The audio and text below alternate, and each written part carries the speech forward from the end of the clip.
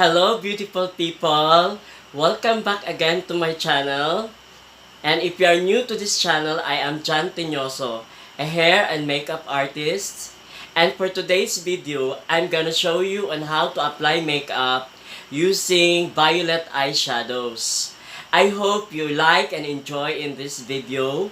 And please don't forget to subscribe my channel and keep on watching. Our model for makeup for this video.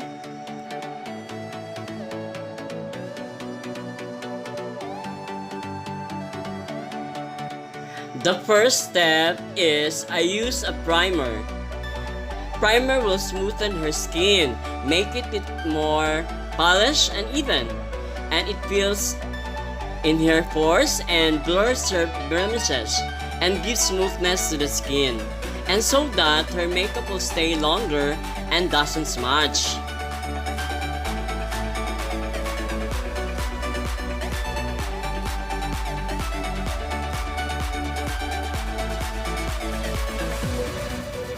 The second is I used foundation as a base for her makeup to create an even, uniform color to her complexion, and it covers her flaws, and to cover her skin imperfection like redness, pimples, and even skin tone.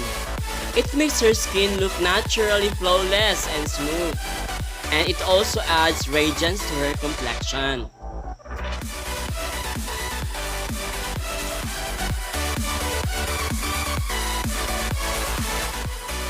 I use L'Oreal Concealer.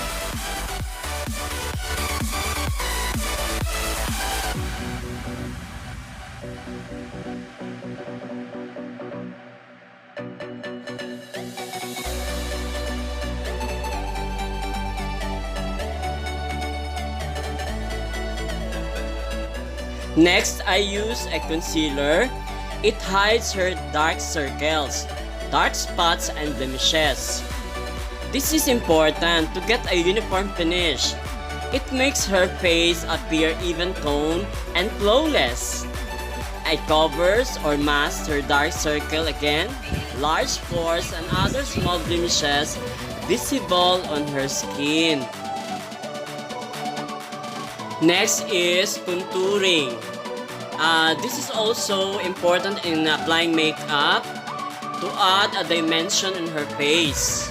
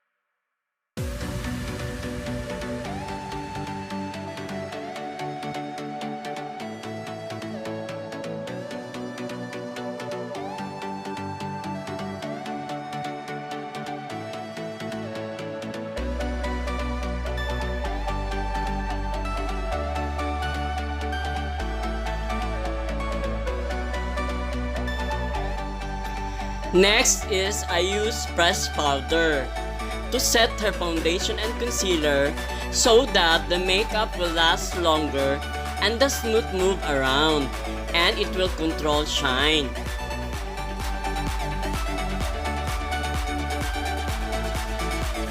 Next is nose contour.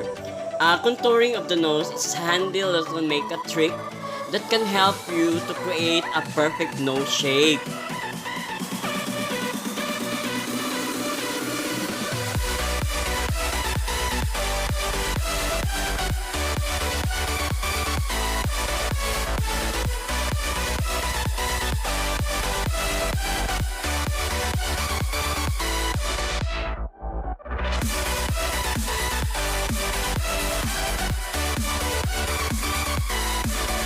Next is I applied eyeshadow. Eyeshadow can add depth and dimension to one's eyes, and it draws attention to the eyes.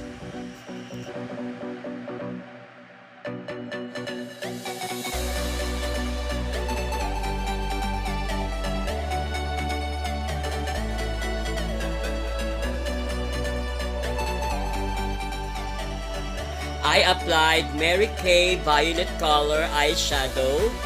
I blend it well.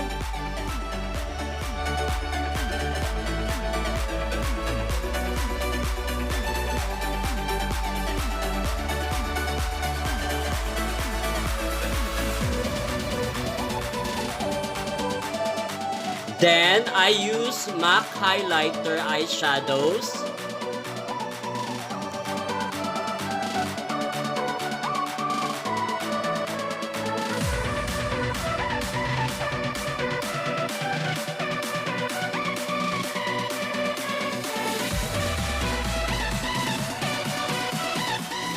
I use L'Oreal eyeliner.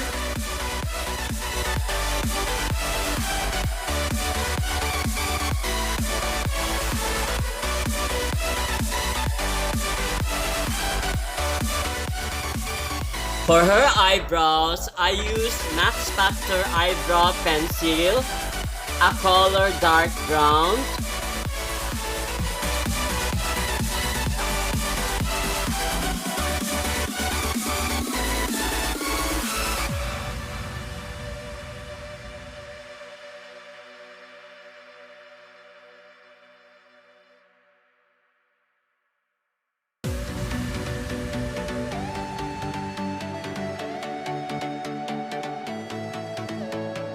And for her lower lid, I use Max Factor eyeliner, a brown color.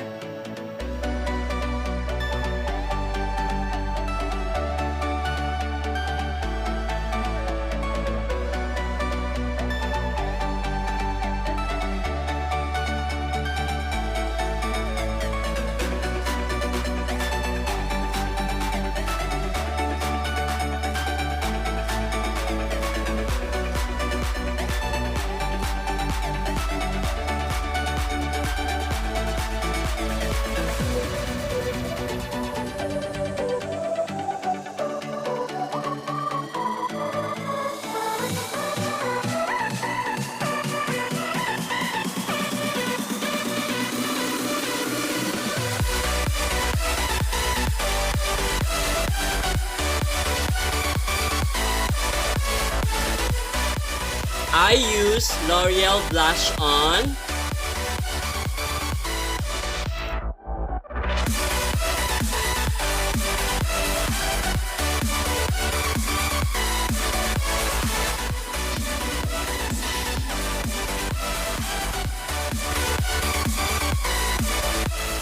For the lipstick, I use L'Oreal lipstick.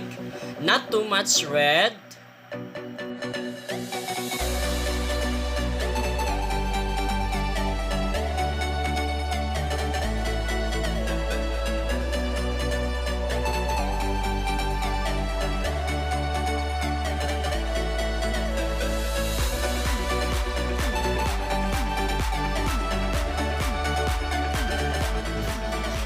I highlight too.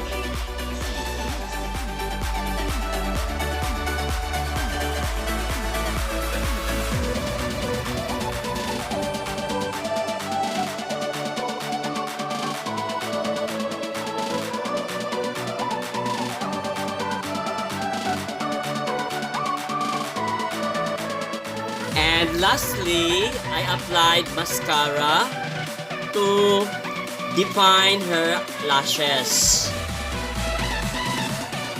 Now see the result. Wow, beautiful!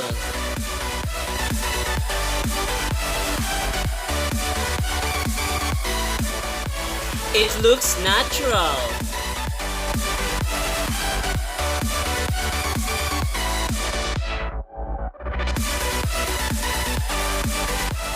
Thank you for watching, and please don't forget to subscribe.